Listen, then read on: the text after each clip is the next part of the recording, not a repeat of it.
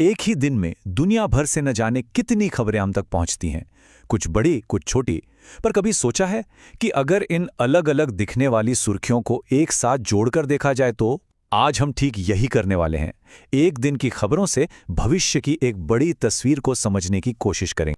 तो सवाल यही है, क्या ये खबरें बस इधर-उधर बिखरी हुई जानकारियां हैं या फिर ये आने वाले कल की किसी बड़ी कहानी की तरफ इशारा कर रही हैं? चलिए इन सुर्खियों की परतों को एक-एक करके खोलते हैं और देखते हैं कि ये हमें कहां ले जाती हैं। तो हमारी ये पड़ताल शुरू होती है ग्लोबल स्टेज से, यानी दुनिया के उस मंच से जहां सबसे बड़े मुद्दे तय होते हैं और जहां भारत की भूमिका लगातार और भी ज्यादा अहम होती जा रही है। ये सिर्फ दो शब्द नहीं है, बल्कि ये एक बहुत बड़ी चेतावनी है। यूनाइटेड नेशंस की जो लेटेस्ट क्लाइमेट रिपोर्ट आई है, उसने आने वाले सालों को निर्णायक दशक कहा है। मतलब साफ है, अब हम जो करेंगे वही हमारा भविष्य तय करेगा। तो इस निर्णायक दशक का असल में मतलब क्या है? देखिए, रिपोर्ट बिल्कुल साफ साफ कहती है कि 2025 से 2030 के बीच दुनिया जो भी कदम उठाएगी, उसी से ये तय होगा कि हम क्लाइमेट चेंज के सबसे बुरे असर से बच पाते हैं या नहीं।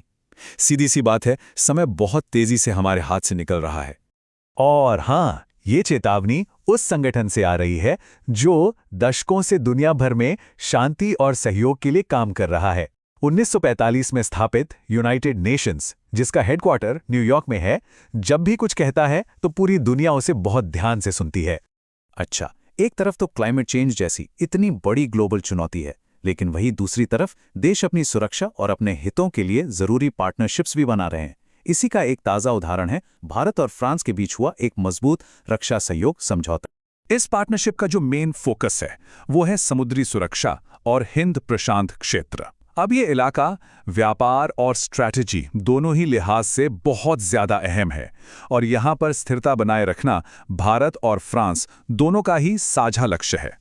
चलिए अब ग्लोबल स्टेज से हटकर अपने देश के अंदर आते हैं, जहां भारत की तरक्की की अपनी एक अलग और बहुत ही दमदार कहानी लिखी जा रही है। अब एक ऐसी खबर है जिस पे हम सबको गर्व होना चाहिए। यूपीआई की वजह से आज Bharat real time digital payments के मामले में दुनिया का लीडर बन चुका है। ये हमारी टेक्नोलॉजी में लगाई गई एक जबरदस्त छलांग का सबसे बड़ा सबूत है। और ये कोई छोटी मोटी बढ़त नहीं है। यूपीआई के जरिए जो लेन देन हो रहे हैं, उनकी संख्या ने तो भाई सारे रिकॉर्ड तोड़ दिए हैं। ये दिखाता है कि करोड़ों लोगों ने कितनी तेजी से इस तकनीक को अपनी रोजमर्रा की जिंदगी का हिस्सा बना लिया है।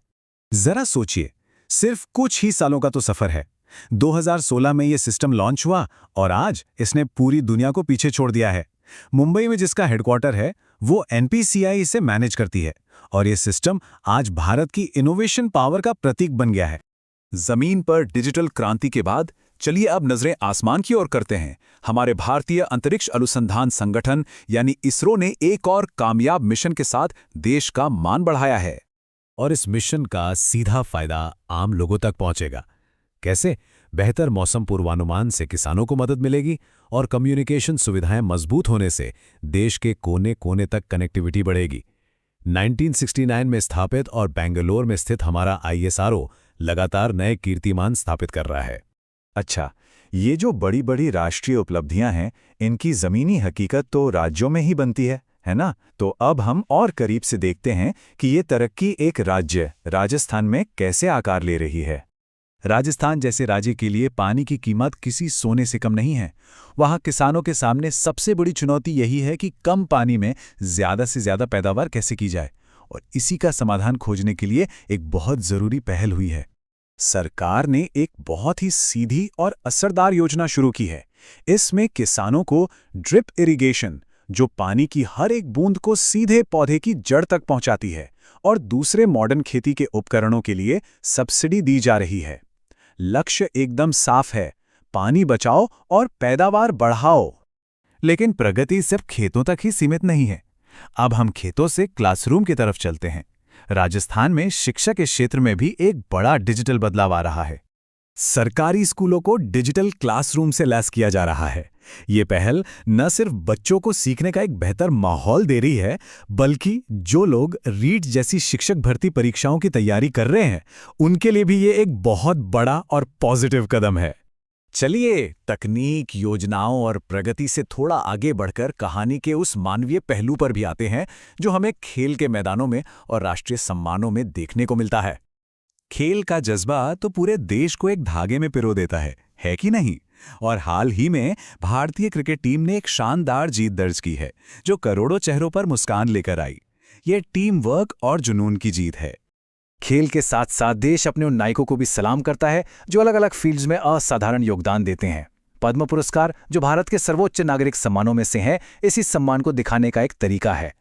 हाल ही में 2026 के लिए पद्म पुरस्कारों की घोषणा हुई है। ये 3 श्रेणियों में दिए जाते हैं: पद्म विभूषण, पद्म भूषण और पद्मश्री। और हर एक पुरस्कार अपने आप में एक कहानी है, असाधारण सेवा और समर्पण के। तो हमने एक ग्लोबल चेतावनी से शुरुआत की, देश की डिजिटल और स्पेस की उड़ान देखी, एक राज्य की जमीनी कोशिशों को समझा और आखिर में इंसानी जज्बे का जश्न मनाया। ये सब एक ही दिन की सुर्खियां थीं। अब सवाल ये है कि आज की ये खबर जो कल का इतिहास बन जाएगी, इनमें से कौन सी कहानी आने वाले कल पर अपनी सबसे गहरी छाप छोड़ेगी?